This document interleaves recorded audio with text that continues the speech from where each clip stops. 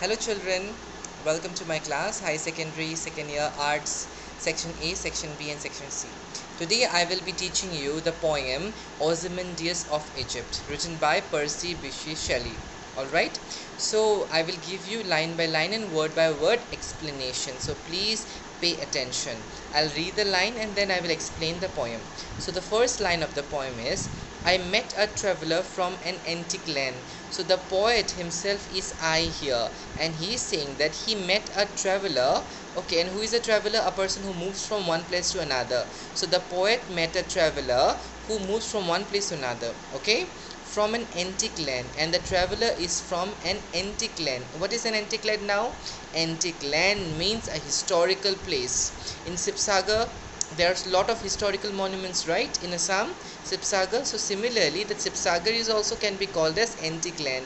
So I, the poet, met a traveler, a person who moves from one place to another, who takes a lot of journey, and the person is from an antique land, a historical land.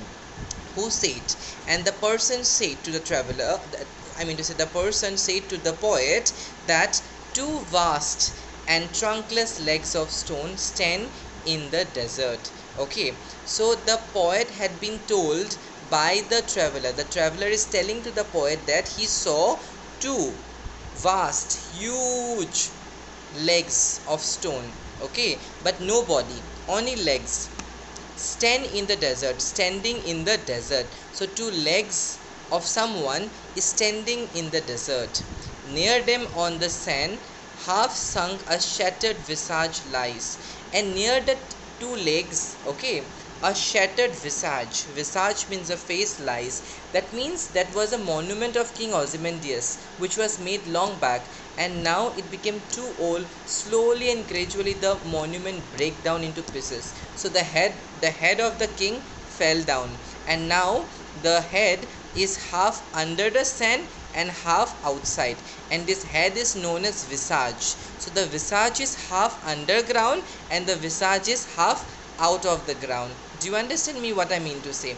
I mean to say that the traveler is telling to the poet P.B. Shelley that, poet, I saw two trunkless legs. Trunkless means bodiless legs standing on the desert, and near to that legs the visage is half sunk underground. That means half inside and half outside. And if you try to take that visage out of the sand, you will see the face is still there. Okay, that means the expression of the face, the carving of the face is still there. And how the face look like? Okay, the face has a frown look. Frown means a very angry look of the king, and the lips are wrinkled. Okay, wrinkled means when you don't drink lot of water, your lips become white. So that is called wrinkled lip. And sneer of cold command, and he has a very cold command. You know, the king always have an attitude, a cold attitude. So his face was looking like a very rude, arrogant king. Tell that its sculptor well those passions red which yet survive. So the traveler is saying to the poet that, poet, if you meet the sculptor, now who is the sculptor? The one who have made this monument, this sculpture. Okay, this sculpture is made by a sculptor. So the traveler is saying to the poet, if you meet ever the sculptor, tell him that the expressions are still alive. Okay, he made it long back. Okay, the monument broke, but still the facial expression is still there. Okay, and let me try the expression. Okay, I hope all of you will laugh at me, but I don't care because I want you to learn. So frown means angry face. Okay, wrinkle lip, so the lip is wrinkled. Okay, and cold command, and he was looking like this, very cold, very angry. Okay, that must be the facial expression of the king. And the traveler is saying to the poet that still the expression is alive, even if the head is broken and half sunk under the soil, but still if you can pick it up, the expression is still alive, very well stemmed. Okay, stem on this lifeless thing. So basically the stone monuments are lifeless things, yes or no? But the sculptor make it a real, okay, by carving it. by using his instruments he give life. In Diffu also, if you go to the children park, you will find a monument standing. If you go to the Nehru Park, you will see Mahatma Gandhi's sculpture standing. But that sculpture was actually something stone, okay. But the sculptor gives up shape, okay, and make it as a real human being, isn't it? So this poet is being so excited to hear the stories from the traveler. The traveler is narrating the stories, what he have seen in the desert. The hand that mocked them and the heart that fed. The king was a person who was by always living with his principle. He used to mock at people, insult people sometimes, but also sometimes feed people. Okay, feed people. Alright, that means he loved people as well as sometimes he used to be very rude. And on the pedestal, these words appear. So the monument is standing on a pedestal. Now you must be thinking very deeply, what is the pedestal mean? Let me tell you. Pedestal is like the table, okay, and above the table the monument is made. Alright, and on that pedestal some details would be written, maybe the name of the person, when he was born, when he is dead. Do you understand? So something is written on the pedestal where the monument is standing. Alright, and what was written? Let me tell you. It was written that my name is Ozymandias. I am the king of the kings. I am the king of the kings. He is not only a king, he is king of the kings. Look at his pride. Look on my work. Look on my work. It's mighty. But it is in despair. It's in a very bad condition. Okay. It was made in a very mighty way. But look at the work now. Head is not there, body is not there, only two legs are standing.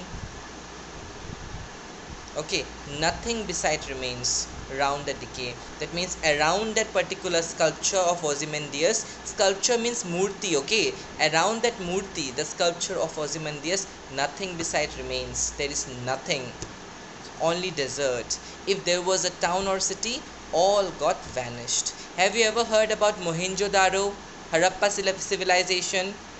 There used to be big cities, but all got swayed away with time, right? You might have also heard about the Atlantis. If you are interested in science, you may also learn about Atlantis. You may search in your YouTube. Okay, beautiful cities are not everlasting, they sometimes disappear. So nothing beside remains. There is nothing. It's a decay now. Decay means something that is getting slowly and gradually degraded, vanished. Tabah hona, slowly and gradually it is getting destroyed. I hope you are understanding of that colossal wreck. So this monument, according to the poet, is a colossal wreck. Now what is a colossal wreck? Wreck is W-R-E-C-K. Colossal, C-O-L-O-S-S-A-L. So this monument, according to him, this particular sculpture, according to him, is a colossal wreck. Colossal means great work of art, and wreck is something that is slowly and gradually getting old or decay or broken. Okay, breaking slowly and gradually, coming to an end. So why these two words are together? When two different words come together and different meaning, in English it is called antithesis. So this sculpture is boundless and bare, no clothes in the body, nothing, and there is no boundary. It's in a huge desert. The low and level sands stretch far away, and it is in a place where you see no habitation, no human being lives, except the sand dunes. Big sand mountains are standing, and the monument, the historical Ozymandias sculpture, is in between such mountains of sand. Always remember, children, one thing with this poem, that time is very strong and no one can defeat time, nor I or you. No one can defeat time. Today I am here, tomorrow you are here, tomorrow you will be there, but after a few years, we will not be here anymore. New generation will come, and thereafter another generation will come, but we will not be always there. Time is very strong. Time has brought us, and time will kill us. So as long as you live, as long as you survive, be happy and a good person. I hope that you have understood this poem. I have made this poem in a very hurry, but I have given a very detailed explanation of what is Ozymandias of Egypt's poem all about. Please listen to it, watch it, and give me your feedbacks. If you don't understand anything, I will explain it to you again. Thank you.